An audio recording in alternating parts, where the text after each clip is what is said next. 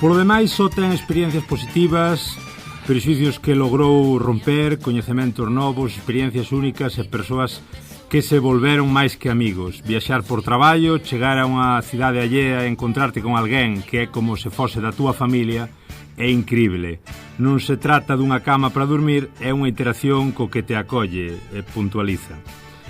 Fai 2 anos Rodolfo foi trasladado de Cartaxena a Ferrol, foi un shock. Na Armada, cando se chagota o tempo no posto de traballo, movente a unha vacante nova. Mandarme a outra esquina do mundo, ao principio maldixen a cidade, e agora estou moi feliz. Conta mentras explica a súa nova ubicación. A xente non pon problemas por dormir no sofá. Para min tamén é unha alegría porque cando chegan á miña casa hai un montón de cousas que quero preguntarlles das súas viaxes. Cando alguén ven é como se o seu país viñese a min. Conta lembrando un alemán, unha rapaza de Barcelona e unha holandesa que se quedaron con el desde que chegou a Ferrol. Agora traballa como gardacostas nas praias da súa cidade, practica sendeirismo e continúa recibindo estranxeiros. Nas súas propias palabras, é unha forma de encontrar semellantes máis alá das diferenzas.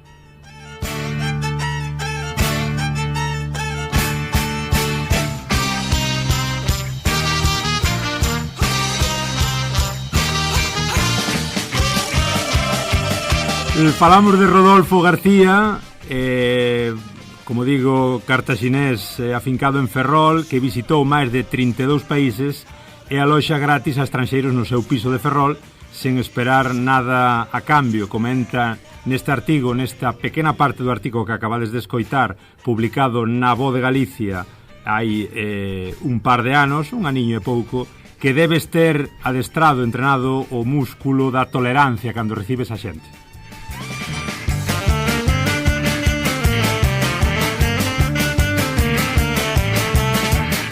Moi boas a todos e todas, eu son Germán Esteve, do Germano á Portuguesa, e estamos aquí unha vez máis neste voso podcast galaico-portugués, Galiportus, unindo Galiza e Portugal voz a voz.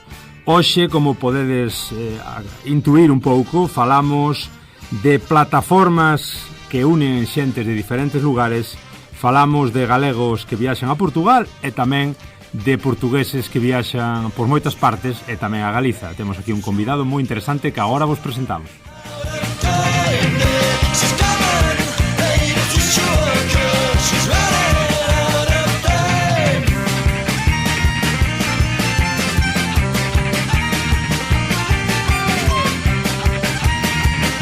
E para falarmos destas cousas todas, descubrir diferentes maneiras de viaxar e diferentes maneiras de conectar o mundo e de ver Galiza e Portugal, estamos con José Luís Magalhães, economista, director adxunto de Casino, viaxante e, sobre todo, unha gran persoa que non para de aprender. Moito bon día, bon día. Bon día, moito obrigado por me receberem cá. Xosé Luís, que está viaxando, agora está por Allariz, está dando unha voltiña pola Galiza.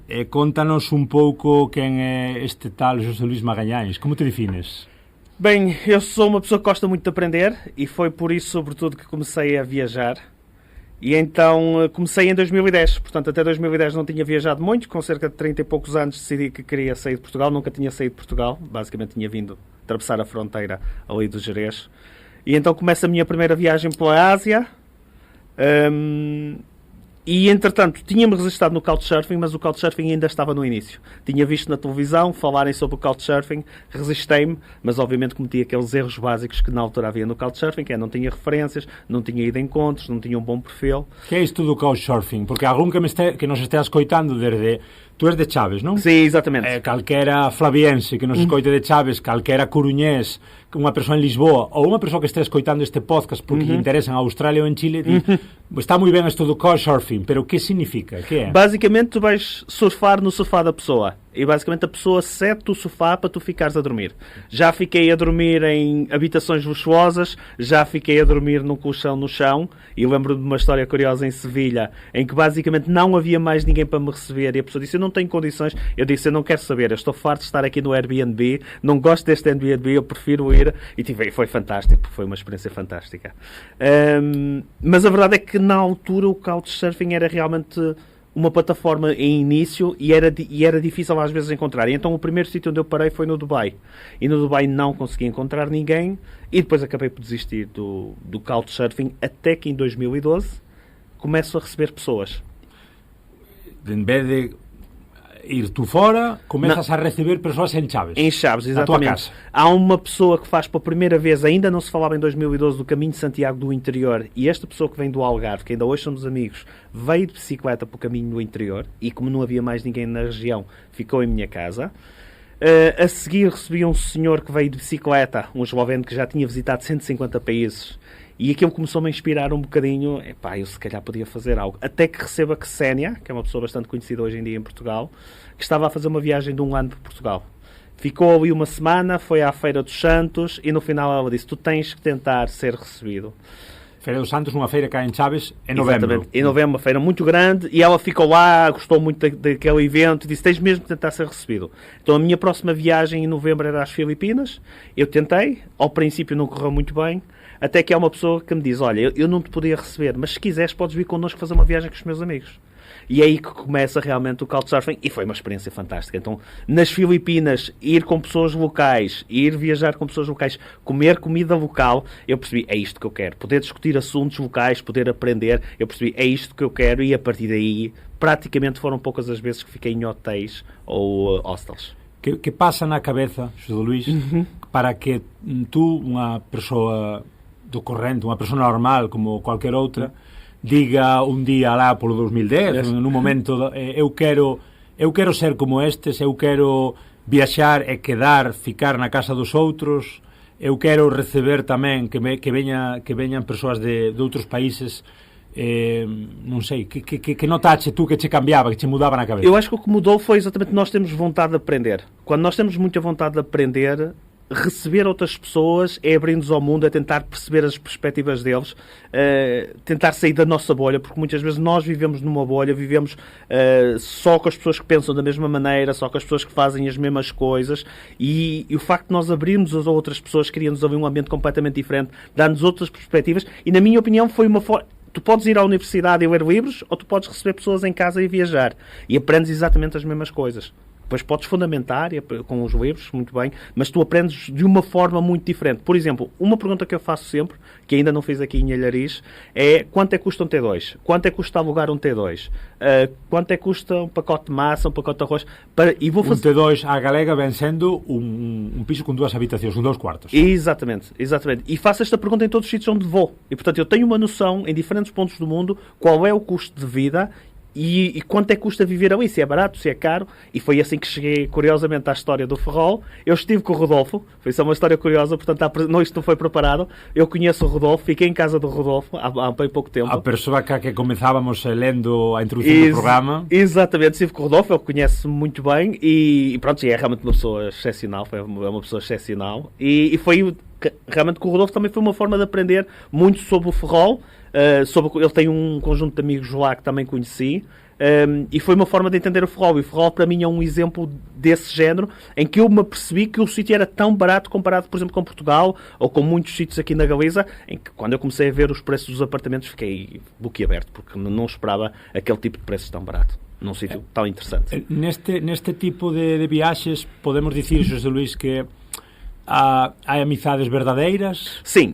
Ou é uma espécie de eu dou-te, tu dás-me? Há as duas coisas. Eu diria que cerca de 60% a 70% das pessoas com quem me fico vão ficando amigos, e depois, a verdade é esta, depois a gente volta. Eu já voltei à casa do Rodolfo porque estava numa viagem perto, e é uma história curiosa que demonstra exatamente o tipo de amizade que é. Eu podia-me ter ficado mais um dia num outro sítio, por exemplo, montando, eu tinha tenda, estava a fazer a costa, estava perto da Foz, e pensei, não, eu quero ficar com o Rodolfo, eu quero estar com o Rodolfo, e acabei por ficar com o Rodolfo 3 dias, quando era só para ficar um.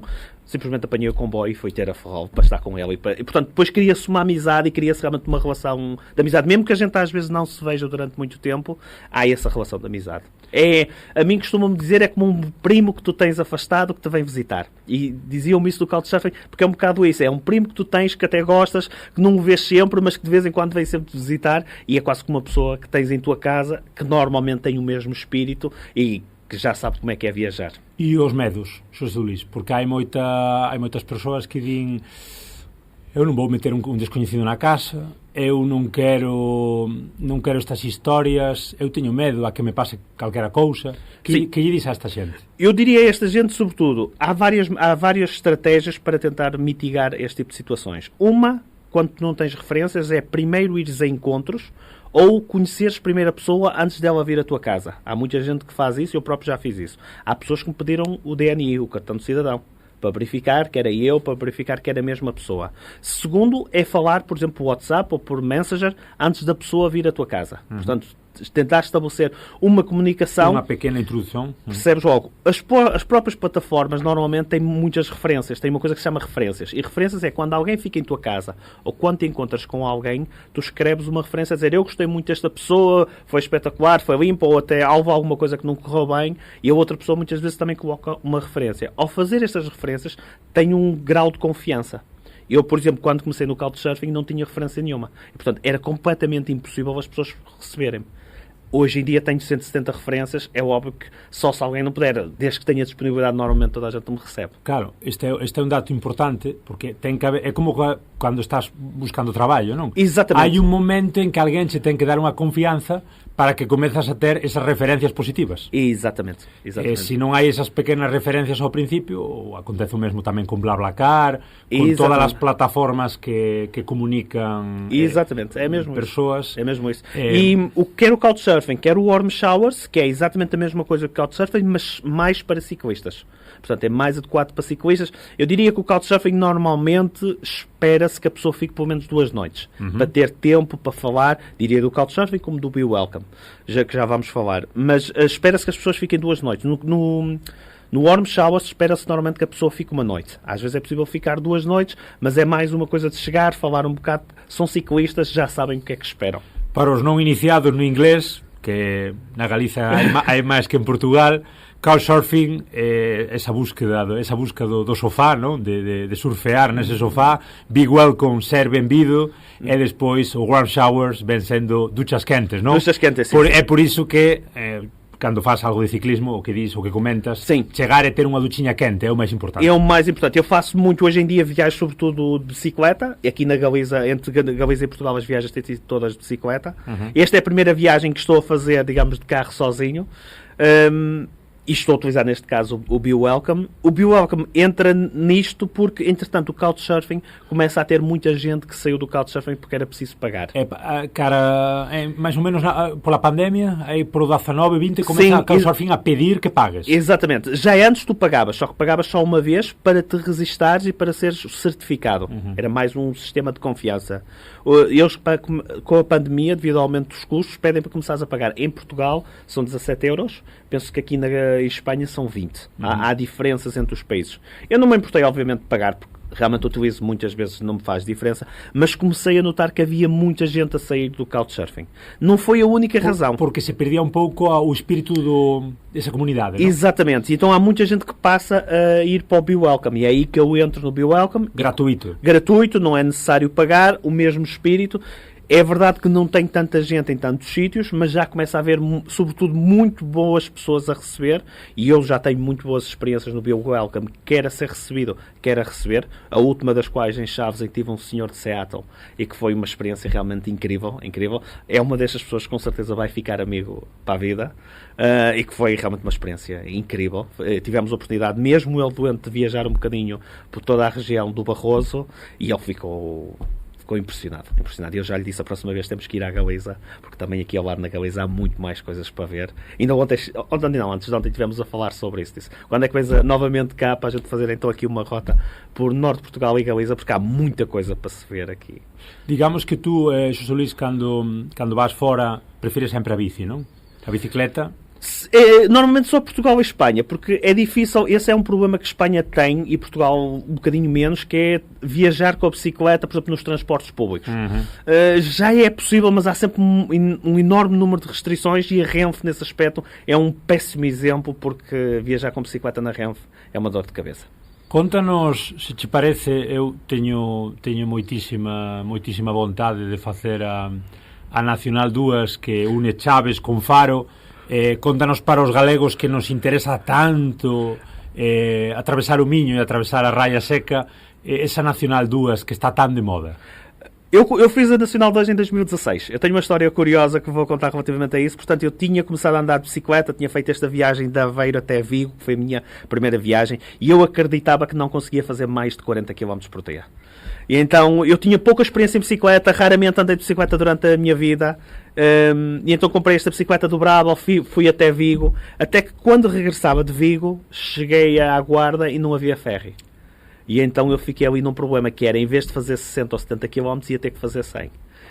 E cheguei morto a Viana do Castelo. Não estavam estes que te atravessam Carlanchilhas, não? Não estava lá, não consegui, tive que vir para Vila Nova de Cerveira, cheguei a Viana do Castelo já de noite, morto. A casa do Couchsurfer, na altura também fiquei em casa de Couchsurfer, morto, completamente morto. Passado algum tempo, resistei-me na Federação Portuguesa de Cicloturismo e paguei um seguro, para ter o seguro, e passado uma semana liga-me o Presidente e diz, olha, os deputados, dois deputados, mais um conjunto de pessoas vão fazer a Nacional 2, tu como és nosso membro, nós gostaríamos que tu fosses com este grupo.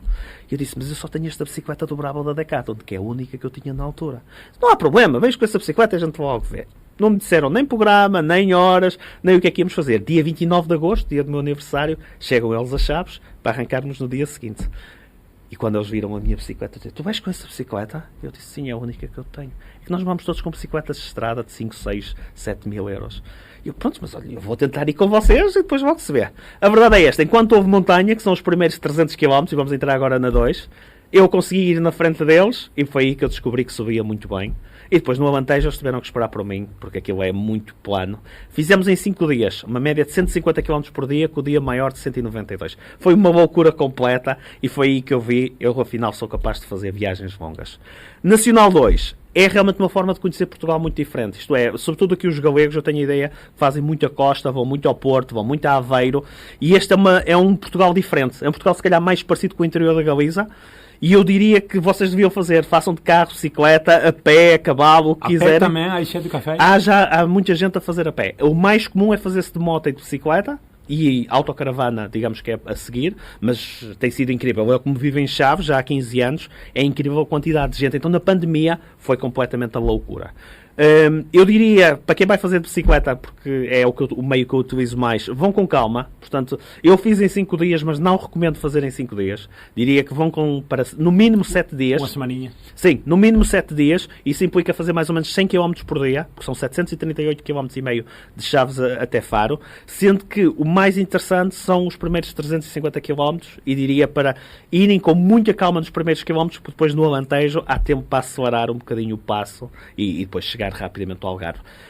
É muito interessante porque é como vocês atravessassem de uma forma diferente, é como se vocês atravessassem de Gijón até Málaga ou até Sevilha, só que aqui em Portugal temos ali algumas montanhas mais verdes a meio, e em que as pessoas vão ver Portugal todo de uma forma diferente. E quem for com tempo para comer vai ver a comida a variar muito. E essa é uma das coisas interessantes, que é, começamos com uma comida muito típica do Minho e as coisas vão mudando muito lentamente.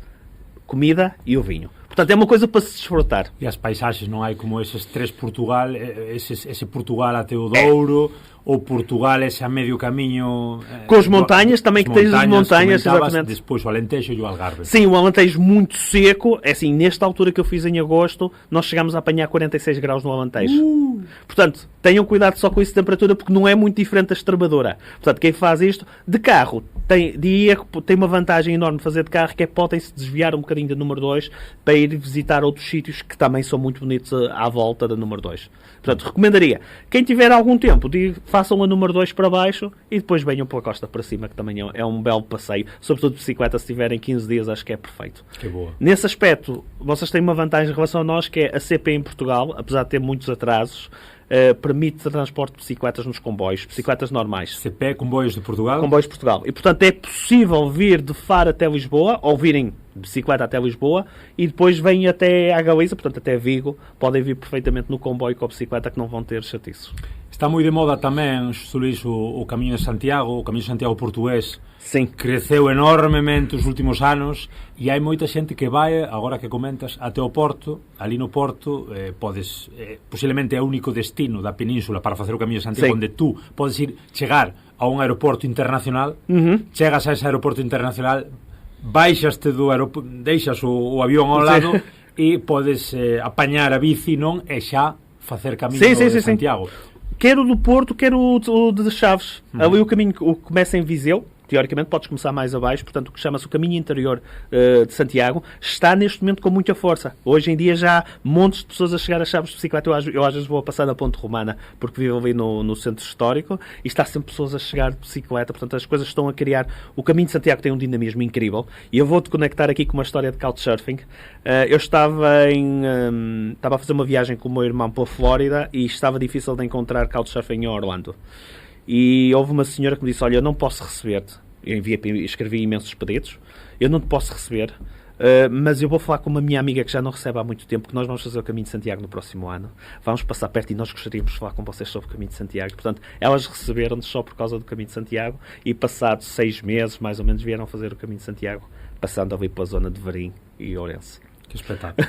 Que espetáculo. Fálanos de Xosé Luís tamén contábanos un pouco off the record a tua visión un pouco da Galiza, esa viaxe que te marcou tamén a Costa da Morte, non? Sim, eu comecei então com essa viagem que foi a primeira que vinha a Vigo, que foi uma descoberta porque conhecia muito pouco de Vigo, e então entretanto comprei uma bicicleta normal de viagem, portanto uma bicicleta de aço preparada para viajar, e a primeira grande viagem que eu fiz foi exatamente a Costa da Morte. Portanto saí de Chaves, vim até Ourense, de Ourense fui até Santiago, onde tinha uns amigos de Couchsurfing que tinha conhecido no Porto.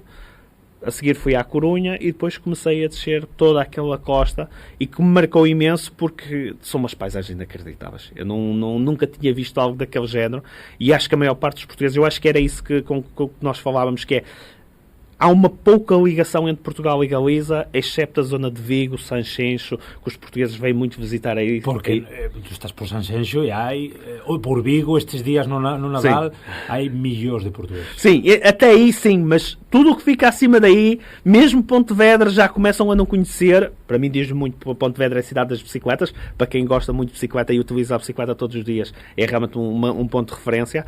Mas esta viagem que eu vi então por aí foi realmente incrível. Foi realmente incrível porque havia sítios a qual, por exemplo, fazia-me lembrar de quando eu estive na Noruega. Parecia que não estávamos em Espanha, estávamos num sítio completamente diferente, e depois toda a história, por isso é que se chama a Costa da Morte, os barcos que ali afundaram. E agora que estou aprendendo um bocadinho mais com alguns podcasts galegos, tem sido ainda mais interessante, porque me estou a recordar dessas histórias das pessoas importantes que viveram nesses sítios, e tem sido, é realmente incrível. É uma e eu recomendo, eu diria que a Costa da Morte, e também existe a Rota dos Faros, é realmente algo que eu recomendaria, sobretudo aos portugueses que ouvem este podcast, que vão fazer, porque realmente vai-vos dar uma perspectiva completamente diferente da Galiza que normalmente nós conhecemos, que é a Galiza de Vigo. Que crees, Xosé Luís, que está máis de moda, a Galiza para os portugueses ou Portugal para os galegos? A verdade é que eu acho que o que se passa com Vigo passa-se com o Porto e com Braga. E talvez Aveiro. Isto é, os galegos chegam muito aí, chegam muito às praias do Norte. É curioso porque quando eu estava fazendo a última viagem pelas Astúrias, encontrei algumas pessoas que meteram conversa comigo e conheciam, por exemplo, as praias do Norte, que a mim surpreendeu-me imenso. Surpreendeu-me conhecer estas praias em Viana do Castelo. Eu disse, porque a minha família ia lá fazer férias durante uma semana ou 2 semanas, e surpreendeu-me, mas dá-me a sensação que depois não conhecem o interior de Portugal, nem o resto de Portugal. Portanto, tudo o que é a costa do Alentejo, tudo o que é a zona de Peniche, Nazaré, há um desconhecimento muito dessa zona, e já não falo, por exemplo, Elvas, Porto Alegre, Castelo Branco, que são zonas realmente incríveis e que acredito que a maior parte dos colegas não conheça. Embora, há um fato histórico engraçado, que é algumas destas regiões, nomeadamente as que falei perto, existiam povoações que foram povoadas por galegos a quando do nascimento de Portugal, e que ainda hoje têm nomes de galegos. Por exemplo, perto de Vila Real, alguns sítios se chama Galegos da Serra, exatamente por essa questão, e encontrei alguns povos ali cerca de Barca d'Alva que eram povoações totalmente galegas. Portanto, foram galegos que vieram para ali viver, com castelos portugueses, curiosamente, e tem nome galego, não é? Portanto, e a gente percebe logo que eram zonas da Galícia. Que aprendes nestas viaxes na Galiza? Que aprendes? Que sabías antes? E que estereotipos se foron da cabeza ou cales outros viñeron? Eu diria que o que mais me impressionou foi a proximidade das pessoas a proximidade de comportamento, a proximidade até cultural que existe da Galiza e o Norte de Portugal. Não com o resto de Portugal, porque depois torna-se muito diferente, mas toda esta parte do Douro, Minho e Trás-os-Montes é muito parecido com a Galiza, e depois havia uma certa proximidade com a parte de cá das Astúrias, chamemos-lhe assim. Nota-se que há ali algo que ligou estas pessoas durante muito tempo. Claro que depois há outras coisas que mudaram muito. A língua mudou muito. Nota-se que realmente nós fomos por um caminho, os galegos foram um bocadinho para outro caminho, embora a origem das palavras se notem que seja a mesma. A comida, existe muita proximidade. Muita proximidade. Quem conhecer muito bem a comida portuguesa percebe logo que há muita proximidade, a maneira de fazer as coisas, os sabores, é muito próximo daquilo que se faz, quer na Galiza, quer numa certa parte das Astúrias. Mas depois vocês têm algo que é completamente diferente, que é a forma como se organizaram politicamente e talvez a influência que teve durante muitos anos da ditadura aqui na Galiza, e que isso fez com que tomasse rumos ligeiramente diferentes. E, portanto, o facto de vocês terem uma organização mesmo das cidades completamente diferente da nossa, em que no nosso caso está tudo centralizado em Lisboa, e depois existe uma cidade que é o Porto, que é o contrapoder, poderíamos dizer Madrid, Catalunha. Vocês aqui têm as coisas mais dispersas. Tem Vigo, tem Pontevedra, tem Ourense, tem Lugo, e portanto tudo isso tem a Corunha, cria uma dispersão depois mesmo a nível político que torna as coisas um pouco diferentes. Cando viaxas pola Galiza, tentas falar como estás agora en portugués, españolízaste, portuñol, portugués de mínimos... As primeiras vezes tentava falar português, mas acabei por desistir porque percebi que, sobretudo, a maior parte dos galegos não conseguem entender, porque nós temos uma pronúncia muito cerrada e é difícil. Então comecei a tentar falar portunhol, e nos últimos anos, desde a pandemia, portanto, nestas últimas 3 viagens que fiz aqui para a Galiza, Astúrias e Galiza, já comecei a falar um espanhol bastante interessante e, portanto, consigo que as pessoas me percebam. Ao ponto, por exemplo, quando fiz a última viagem à Extremadura, as pessoas perguntarem-me se eu era galego, não é? Portanto, já consigo ter ali um espanhol suficientemente bom para que as pessoas me entendam. Mas para mim era curioso, por exemplo, quando vinha na primeira viagem que vim pela Costa do Norte, que vinha das Astúrias, assim que passei Ribadeo, parecia que estava em Portugal, porque o som das pessoas a falar localmente era o som português, e eu estava sempre muito atento, porque vinha já de 2 semanas a falar espanhol, e chegar ali e ouvir aquele português, que não é português, mas que era aquela linguagem popular galega, que é muito próxima do português, foi realmente incrível. E na Costa da Morte também a gente quando sesea, não? O sapato. Sim. Há muitas expressões que são claramente português, com uma ligeira alteração de som, mas depois há palavras que são um bocadinho diferentes, porque são palavras novas que vieram para o vocabulário, e são essas que depois mudam muito e pronto, nós, quando as pessoas nos dizem as palavras antigas, nós percebemos e sabemos porque a origem é a mesma, mas quando dizem as palavras novas, às vezes ficamos ali com alguma dúvida. Muy ben. Vamos outra vez fora da nosa Eurorrexión querida. Contanos algunha experiencia que te marcara cando viaxaches, eu que sei, na Ásia, en América. Vou contar uma experiência de couchsurfing, isto é para demonstrar o espírito muitas vezes do couchsurfing.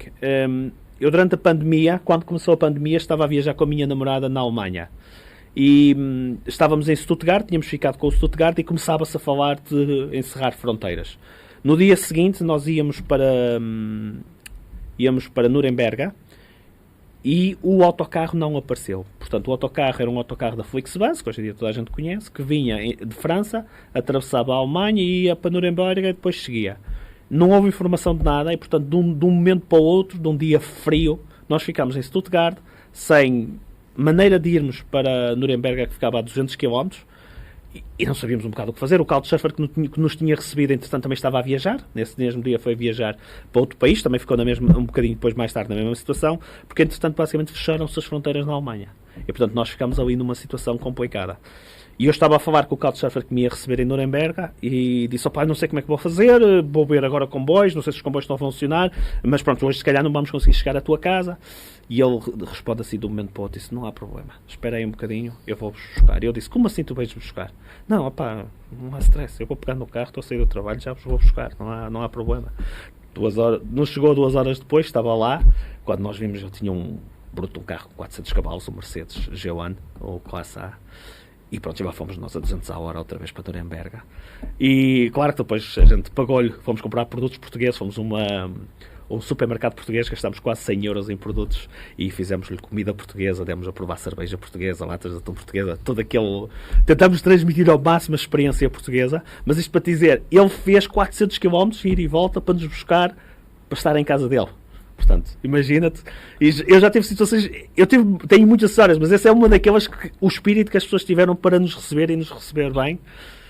É incrível, é incrível. Hai como unha cultura non escrita que di que cando eres un couchsurfer ou un big welcomer ou que estás na casa do outro, recebes tamén xente que te ven visitar, ten que haber tamén como un intercambio gastronómico, non? Sim, no Couchsurfing é quase, vou dizer, não é obrigatório, mas quando se ficas mais de alguns dias, deves cozinhar algo do teu país para a pessoa. Alguns fazem isso de forma escrita, portanto há um senhor que recebe cerca de 1.000 a 1.200 pessoas por ano em Florença. 3 ao dia. Mais, às vezes mais. Eu chego a ter 15 ao dia. Às vezes recebe até muito mais do que 1.000. E este senhor tem uma das regras, é uma pessoa fantástica, e uma das regras que ele tem é, se ficares mais de 2 dias, tens de cozinhar uma comida do teu local. Cada pessoa que queira comer essa comida, que estão lá porque estão muita gente, tem que dar 3 euros, não mais do que 3 euros, e tu com esse dinheiro fazes o menu. E, no meu caso, eu fiz um bife à portuguesa porque não consegui encontrar bacalhau em Florença, mas é uma forma interessante, porque ele dizia, é a forma de eu receber pessoas cá, ao mesmo tempo não consigo falar com todas ao mesmo tempo, portanto só consigo falar com uma outra, mas de eu ter um mundo cá, portanto eu viajo sem sair de casa, e acho que estas plataformas para muita gente que não querem ser recebidas, mas que recebem em casa, é viajar sem sair de casa. E essa acho que é uma das coisas mais interessantes que o Couchsurfing tem, e o Be Welcome e o Warm Showers é exatamente isso. O protagonista da entrevista é teu, Xosé Luís, mas non podo deixar de comentar unha anécdota que me pasou a min tamén cando viaxei na Bretaña francesa, en Rennes, fiquei na casa dunha francesa que caíra dun cabalo e que estaba en cadeira de rodas e non paraba de recibir xente. Eu preguntei, onde está a familia? A familia está a 300 km. Ela case non daba camiñado, case non daba subidas escadas, estaba impedida, estaba que non, ela non podía, e continuaba recibindo xente na súa casa. Era unha cousa que para moitos diz, pero como pode ser que esta rapaza faga isto? Sim, eu acho que estas plataformas têm um bem que é, as pessoas sabem o que esperar, isto é, quem nunca viajou, se calhar não entende, epá, eu vou receber uma pessoa na minha casa. A minha mãe dizia-me isto, não é? Como? A minha mãe, como assim? E eu dizia-lhe, olha, mas o que é que está escrito na Bíblia? Eu que não sou crente, mas conheço muito bem a Bíblia, dizia, olha, o que é que está escrito na Bíblia? A Bíblia não dizia que temos que receber as pessoas, que temos que receber as pessoas em casa, que ajudar as pessoas. É exatamente isso que eu estou a fazer. Eu estou a tratar os outros como eu gostaria de ser tratado quando estou em viagem. Eu acho que é isto que os viajantes têm. Nós, a partir do momento que começamos a viajar, sabemos o mínimo que precisamos. E, portanto, conseguimos dar o mínimo, mesmo que não tenhamos muito tempo, conseguimos ajudar em alguma coisa, no banho quente, como dizíamos ontem, numa comida que preparamos rápido, numa experiência que podemos fazer, ver uma cidade. Essa é uma das coisas que as pessoas surpreendem quando vão a Chaves. Eles dizem, eu não sabia que Chaves tinha tanto para ver. Eu também não. Eu, quando vim cá a primeira vez em 2000, vi a cidade em meia hora. E não vi nada. O melhor guia sempre é o autóctono. Eu hoje consigo mostrar a cidade em 2 ou 3 horas e conseguia mostrar em muito mais, porque há tantas histórias, e posso contar uma das que surpreende mais as pessoas, é junto mesmo à minha casa, eu vivo por trás da Igreja Matriz de Chaves, e eu passava naquela rua todos os dias, até que um dia descobri, através de um arquiteto, que no topo da igreja do lado esquerdo está escrito uma coisa que vai soar bem em galego, que é "A las más lenguas, cestas físicas", que é esta expressão, que era uma expressão que provavelmente vocês saberão o que quer dizer. E então, aquilo foi quando construíram a igreja, estavam a tapar o sol às pessoas que viviam ali. E as pessoas estavam a regar pregões, estavam a dizer coisas mais às pessoas. E os pedreiros, ou os marceneiros que construíram a igreja, escreveram isso na parte de trás da igreja e ainda hoje lá está. Eu passei lá nesse sítio durante 10 anos, nunca reparei naquilo. E, portanto, quando a gente conhece a história da cidade, e quando eu mostro isso aos Couchsurfers, eles ficam completamente maravilhados. Como é que isto está escrito numa igreja? Algo, digamos, esta expressão, que hoje em dia corresponde a isto, não é? Mas como é que isto está escrito numa igreja, na parte de trás de uma igreja? Não é? E acho que é esse tipo de experiências que as pessoas... E depois a comida, claro. Vou-te contar uma muito rápida sobre comida. Eu recebi um Couchsurfer de Singapura. E a pergunta é, o que é que um couchsurfer de Singapura vem fazer a Chaves? E ele veio estudar para a Inglaterra História e ouviu falar na Ponte de Chaves e da influência dos romanos em Chaves. Então é por isso que ele vem a Chaves. Havia lá um couchsurfer, ficou em minha casa. O primeiro dia que chegou, eu estava a trabalhar à noite no casino e ele foi comer a um restaurante famoso de lá. Eu perguntei-lhe, então como é que foi a comida? Foi boa, foi boa. Disse, mas esse restaurante costuma ser muito caro. E ele disse, sim, mas aquele tem uns petiscos engraçados, foi muito giro. Eu disse, então, olha, amanhã, para poupares dinheiro, vais a este restaurante ali pequenino, compras a comida para trazer para casa e comes. E depois diz-me à noite como é que correu. E à noite, quando cheguei, perguntei-lhe então, eu disse um sítios para visitar. A comida, ele disse, foi a melhor comida de toda a minha vida. Eu, então, o que é que comeste? Carne de porco alentejana. E ele disse, e quanto é que ficou? Custou 6 euros. Portanto, ele basicamente trouxe para casa, que quem não conhecer vá procurar o que é carne de porco alentejana. É uma carne muito típica portuguesa, portanto, batatas aos cubos, carne de porco aos cubos, e é realmente uma comida incrível. E ele adorou, ele disse, e estamos a falar de Singapura, que é um dos sítios no mundo onde eu já estive, onde se come muito bem. Singapura e Malásia é provavelmente, juntamente com, na minha perspectiva, Portugal, um dos sítios do mundo onde se come melhor. Come-se mesmo muito bem, porque há uma influência de culturas, uma influência de comidas. E para mim impressionou-me alguém dessa zona dizer que veio a Chaves comer uma das melhores comidas que ele tinha comido em toda a sua vida. E foi simplesmente um sítio muito pequenino. E é esta questão da cultura, e a mim também já se passou o mesmo comigo. Portanto, um warm showers nas últimas 2 viagens que eu fiz aos picos da Europa, acabei por fazer amizade, e agora sempre que vou para aquela zona tenho que me ficar uma noite com eles. E a última vez que lá cheguei, bastante cansado, tinha feito 170 km, lá por meio de Berrar e por uns sítios bem complexos. Cheguei a Trilhaio, e eles são guias do lado da Cantábria dos picos da Europa, e ele tinha à minha espera um belo queijo. E eu não ligo muito a queijos amanteigados, e ele disse, olha, isto é um queijo da Extremadura, e a gente faz assim, aquece o pão e depois passa o queijo por cima, que era uma experiência que eu nunca tinha visto alguém fazer, aquecer o pão para meter o queijo por cima. O queijo derreteu-se, aquilo foi a melhor coisa que eu comi até hoje. Eu adorei aquele queijo, curiosamente. Tipo raclette francês. Mas basicamente era só aquecer. O queijo era da zona do Castanhar, ali perto de Mérida, acima de Mérida. Eu depois vi onde é que o queijo era feito, depois tive a curiosidade de ver onde o queijo. E era um queijo de ovelha. Eu normalmente nunca gostaria daquele queijo, porque nós temos o queijo de ovelha de Serra da Estrela, e eu não gosto porque é um queijo muito forte, mas a maneira como estava preparada, aquele dia, chegar àquela hora, e é estas pequenas coisas, depois provei os doces típicos da Unquera também. Portanto, descobri uma série de coisas que eu nunca descobriria só se passasse por ali como um turista normal. E que o português médio que pensa em Espanha como touros e flamenco, nunca vai. E em Portugal nós dizemos que em Espanha come sempre muito mal. E eles dizem sempre, em Espanha eu não gosto de Espanha porque Espanha é horrível a comida. E eu já tive exatamente a mesma expressão. Já tive pessoas que ficaram em minha casa que dizem que em Portugal come-se muito mal. E eu percebo porquê, porque nós só vamos aos sítios turísticos, não vamos aos sítios onde os locais vão, não é? E portanto, eu tive um casal americano do estado de Washington, junto ao Canadá, que teve 6 semanas a vir desde Sevilha até Chaves e que me disse coisas horríveis da comida portuguesa. E depois eles perguntavam, onde é que estão os legumes? Onde é que estão? Eu disse, nós vemos os legumes nas hortas, para onde vamos passando, mas depois no restaurante não há legumes, é sempre só alface, tomate e não sei o quê. Eu disse, pois vocês foi comer a restaurantes turísticos. E claro, quando vais comer só a restaurantes turísticos, é isso que acontece. E acho que é isso que acontece aos portugueses muitas vezes quando vêm à Galiza, e mesmo a outros sítios de Espanha, é isso. É que eles vão comer àqueles restaurantes turísticos e não têm o relacionamento local com a comida local. E eu posso-vos dizer, há comidas incríveis aqui, quer na Galiza, quer nas Astúrias. Eu fiquei completamente fascinado. Completamente fascinado.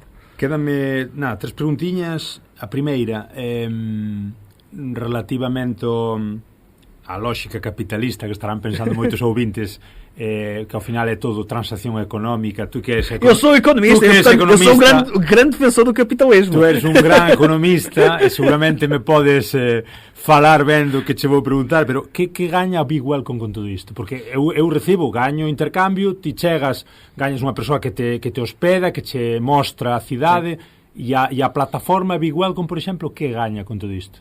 Que pode gañar? Eu acho que não ganha muito, ganha o ajudar as pessoas, mas deixa-me colocar o que é que nós... Então é como uma espécie de ONG? É como uma espécie de ONG, sim. O Couchsurfing, o dinheiro também era mais ou menos a mesma... Aquilo chegou a ser vendido a um fundo, mas depois foi revertido. E, portanto, aquilo é mais para manter. Portanto, estas plataformas têm os servidores, precisam de ser pagos.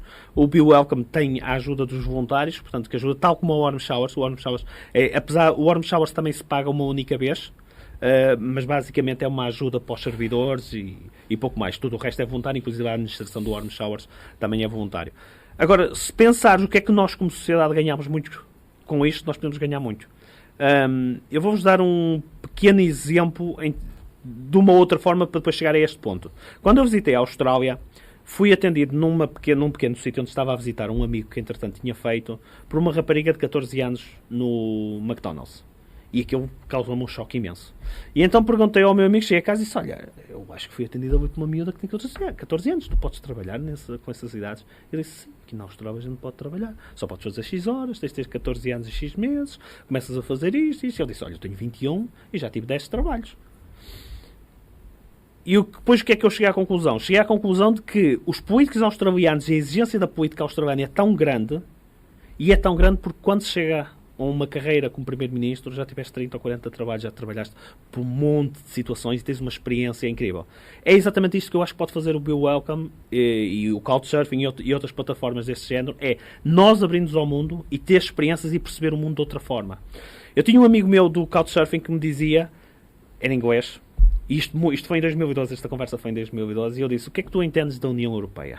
E ele disse-me assim, eu antes de ter vivido em Madrid, eu queria sair da União Europeia. Agora que eu vivi em Madrid e conheço as pessoas, quero ficar, porque tudo aquilo que nos contavam, obviamente, não é verdade. Toda esta história de eu contra o outro, e eu acho que é isto que estas plataformas podem ajudar. Até se pensar já a nível da guerra. Infelizmente estamos a passar por uma situação muito complicada nisso. Estas plataformas ajudam-te a perceber o outro lado, a perceber as outras perspectivas e, sobretudo, ajuda-te, sobretudo, se quiseres, a encontrar soluções. E é isso que eu vejo nestas plataformas, que é, além de te receberem, se tu quiseres, na questão política, tu podes encontrar pontos de equilíbrio. Eu contava no outro dia a história de uma pessoa que foi um dos melhores couchsurfers que eu tive em Las Vegas, em que é claramente apoiante de Trump, é claramente republicano, no entanto foi das pessoas que me recebeu com maior humanidade sempre, como se fosse da família, como se eu fosse um filho dele, tratou-me exatamente como se eu fosse um filho dele, dormi no quarto do filho, rodeado de armas, mas tratou-me como se eu fosse filho dele. Não tiveste problema nenhum com as armas? Não tive problema nenhum com as armas, isto para dizer que este couchsurfing e isto serve como forma de ligação e não como forma de afastamento, não é? E eu, como disse, eu conheço o Rodolfo e o Rodolfo é exatamente isso. É exatamente ligar as pessoas, fazer com que as pessoas tenham experiências. A experiência que eu tive no Ferrol foi incrível. Eu estava morto, vinha de uma viagem de 150 km, cheguei à casa do Rodolfo, cozinhámos algo e rapidamente fomos para uma festa onde eu descobri as famosas orquestras galegas. Neste caso fomos ver o Paris de Noia e que eu fiquei realmente boquiaberto porque nunca tinha visto algo do género. E no dia seguinte saí completamente morto para visitar os meus amigos em Santiago. Cheguei lá completamente morto, mas tinha sido um dia espetacular. Uma união de xentes diferentes que pensam muito diferente, pero que a humanidade está por riba de todo. Sim, acho que é sobretudo cria esta ligação e acho que é sobretudo isso que estas plataformas podem conseguir.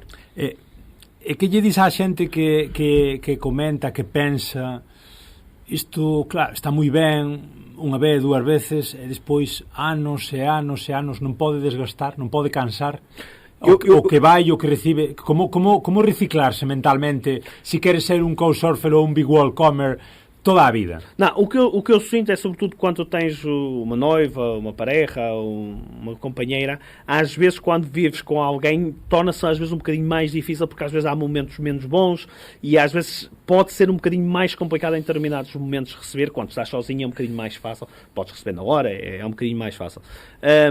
E eu como viajante não me canso, para te ser sincero, não me canso. Porque eu continuo a gostar da partilha de experiências, eu continuo a gostar de provar e dar a provar comidas, de falar de comida, de falar de música. Por exemplo, tive uma vez um couchsurfing em Los Angeles que disse, eu vou-te receber, não há problema nenhum, opa, só quero que me faças uma lista de Spotify de música portuguesa. E então foi exatamente isso, assim que depois vim de Los Angeles, criei uma lista de Spotify só de música portuguesa para ele, nomeadamente a música dos Diolinda, que falámos há pouco. E então acho que é esta conexão que existe, a mim não me cansa e, como eu digo, eu tento todos os meios, nem que tenha que fazer 190 km, ou 170, eu estive há pouco tempo, não consegui encontrar pessoas em Cassos para me receber e fiquei num pequeno pueblo. Conheci uma pessoa incrível. Onde? Montaxés. Um sítio incrível, que a última vez que o castelo foi ocupado foi por portugueses, tem uma vista incrível, emprestou-me até o seu carro, porque eu já vinha de uma viagem longa de bicicleta e disse, vai visitar Troilho, porque eu tinha alguma curiosidade em ir visitar. Extremadura. E fui visitar este sítio e depois fiquei-me, como não consegui em Cáceres, estava longe de Cáceres, no dia seguinte para visitar a tal pessoa que eu conheço do Be Welcome em Las Urdes, tinha que fazer 180 km. E eu disse, não interessa, eu vou, porque eu quero ficar com ele 2... Eu podia ficar a meio, podia ficar num hostel, porque tinha tenda, podia montar tenda, mas eu queria era ficar com ele, isto é, e depois o ir ter novamente com as pessoas motiva-te a fazer a viagem. Então muitas vezes a viagem já é, eu vou visitar esta pessoa e pelo meio vou fazer outras coisas, porque já entretanto criaste uma ligação muito forte e já vais visitar. Tenho uma viagem programada à Suíça exatamente assim, tenho que visitar uma pessoa e depois vou fazer uma viagem para a Suíça. Justamente esa é a última, que plan tes para 2024, que tes nesa cabeciña? Tenho que ir à Suíça com a minha namorada, visitar este rapaz que conheci através das redes sociais, curiosamente, é uma pessoa que anda de bicicleta e já me recebeu em casa dele e agora há pouco tempo disse, quando é que voltas cá? Eu disse, pronto, olha, é o próximo ano, vamos aí à Suíça, uma semana pelo menos. Eu gosto muito da Suíça, eu já fiz uma viagem na Suíça de bicicleta quando fui comprar a minha primeira trike, que é uma bicicleta com 3 rodas, muito interessante. E tenho o plano de fazer França, sobretudo a costa de França, até à zona mais ou menos de Vitória-Burgos. Portanto, o meu plano é ir de autocarro até França, saindo de Chaves, e depois vir até ali à zona de Vitória e voltar novamente para Chaves, porque enquanto continuar a trabalhar tenho mais ou menos 15, 17 dias de viagem e, portanto, tenho que gerir muito bem estes tempos de viagem para conseguir fazer tudo o que quero. Cal é o teu desexo final, Xosé Luís? Cal é as túas últimas palabriñas, ese recordatorio, esa cousiña que nos queres deixar? Para mim, eu diria que eu quero viajar mais. Para os outros, diria, vão viajar. Porque não há melhor forma de aprender, de nos integrarmos, de conhecer e, sobretudo, de sentirmos realizados do que viajar. Podem ter a certeza que pouca coisa vai-vos fazer sentir tão realizados como a viajar. Xosé Luís Magalhães, flaviense, bom, ou dicíasme de Santa María da Feira. Exatamente. A viver em Chaves há 15 anos. A viver en Chaves há 15 anos, economista, director adxunto de casino e, sobre todo, viaxante. Sim, sobretudo viaxante. Sobre todo, persoa que está aprendendo día a día. Obrigadísimo, moitísimas grazas por estar aquí en Radio Ariz, por participar no podcast no Galiportus.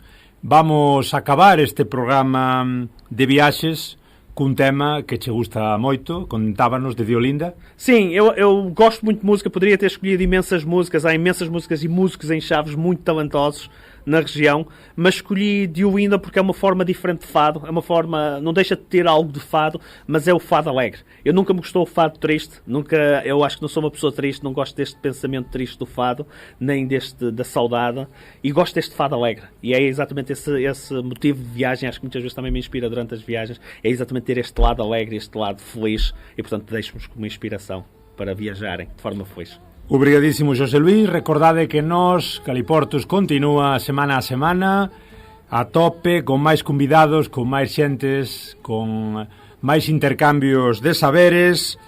Estamos nas redes sociais, temos canle de WhatsApp, estamos en Facebook, en Twitter. En breve, en 2024, xa nos vamos ter que expandir tamén a YouTube e a Instagram, porque a cousa non para, mete medo. Podernos escoitar, como sempre, en iVoox, en Spotify, en Podgalego. E estamos en Radio Ariz neses programas tamén moi queridos aquí na nosa contorna laricana, os sábados de 12 a 1, reposición pola noite de 10 a 11 e despois os luns á tarde de 6 a 7. Graciñas a Carlos nos mandos técnicos. Obrigado máis unha vez o amigo Xosé Luís. Obrigado. Até cando quiseres. Volte sempre, que dicía o outro, e como dicimos, deixámosvos con Diolinda un contra o outro. Até a próxima, chao, chao. Sai de um estado invisível, põe modo compatível com a minha condição. Que a tua vida é real e repetível, dá-te mais que o impossível, se me deres a tua mão. Sai da casa e vem comigo para a rua, vem, que essa vida que tens, por mais vidas que tu ganhas, é a tua que mais perde se não vais. Sai da casa e vem comigo para a rua, vem, que essa vida que tens, por mais vidas que tu ganhas, é a tua que mais perde se não vais.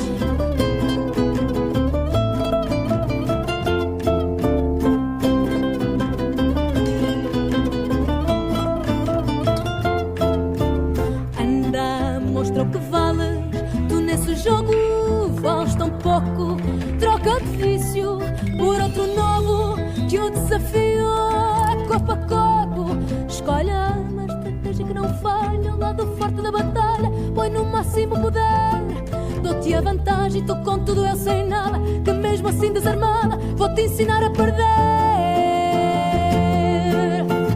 Sai de casa e vem comigo para a rua, vem, que essa vida que tens, por mais vidas que tu ganhas, é a tua que mais perde, se não vais. Sai de casa e vem comigo para a rua, vem, que essa vida que tens, por mais vidas que tu ganhas, é a tua que mais perde, se não vai.